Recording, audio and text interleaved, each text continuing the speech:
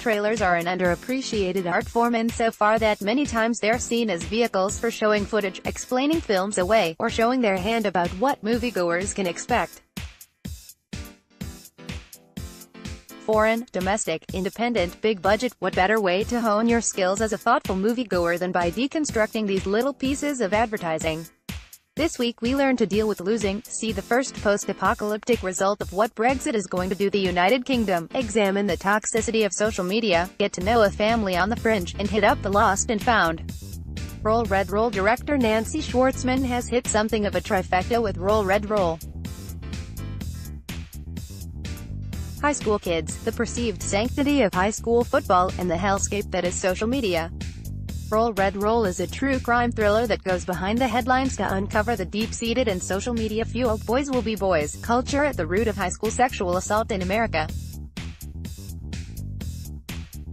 At a preseason football party in small-town Steubenville, Ohio, a heinous crime took place, the assault of a teenage girl by members of the beloved high school football team. What transpired would garner national attention and result in the sentencing of two key offenders.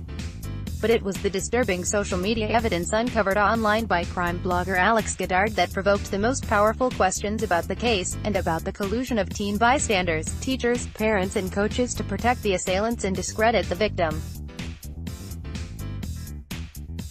Just based on the synopsis, this is a true crime story that yearns to be told. The trailer hits hard and does not ever relent in communicating what the stakes are for everyone involved. There are more significant lessons to be learned just by watching how things unfold. But for now, this looks like everything that's wrong with youth sports and social media, writ large. Ray. It feels incredibly dated, but the music and the tempo put this somewhere in the now. The movie is about a married couple raising two kids on the edge of poverty. But the trailer infuses things with hopefulness and whimsy found in families that make them uniquely their own. I'm intrigued to know more about these people and the story they have to share. Losers telling the stories of those who know the agony of defeat better than the joy of victory is absolutely necessary. Everyone wants to talk to winners, but examining and dissecting what it means to lose, and how you bounce back from that, is something that society needs to hear now. We see those who are more successful than we are and assume they have something profound to share. But this trailer proves there are lessons to be learned from those who are almost there, almost to the mountaintop, only to be bested by someone or something else. Seriously, this trailer should hit hard with every single person who sees it. There's light to be found in the dark. White Chamber director Paul Rashid is giving us a dystopian vision, but who would have guessed that Brexit was the flashpoint? The United Kingdom in the near future. Civil war rages, and martial law has been declared by a military government hell-bent on squashing the opposition. A woman, Scottish BAFTA nominee Shauna MacDonald, The Descent, wakes up in a blindingly white cuboid cell, where General Zakarian, Oded Fair, uses increasingly sophisticated and cruel methods to torture her for information she claims not to have.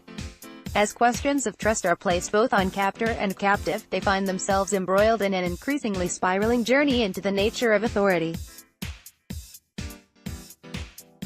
It's nice to see Fair in a co-starring role, and the trailer keeps things interesting. Selling the movie's bona fides with its many festival runs is an excellent way to keep us watching, even though things do get a little wacky by the end. Still, I like what's here and hope this ends up being a satisfying piece of sci-fi. Lost. Director Liam O'Machain is remarkable if only for making something that feels like a nice digestive. That's not a slight on the material, even if it does have an unremarkable premise. 7 strangers with very different stories have one thing in common: they are all searching for something.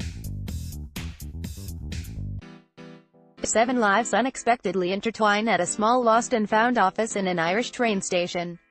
Even so, the trailer is a delight. It's simple, it's straightforward, and radiates sly charm. You don't get many films like this, but when you do, it's a nice reminder that there are filmmakers out there just wanting to do the visual equivalent of telling a short story. Nota bene, if you have any suggestions of trailers for possible inclusion in this column, even have a trailer of your own to pitch, please let me know by sending me a note at Christopher.Stip@yahoo.com or look me up via Twitter at @StipCoolPosts from around the web.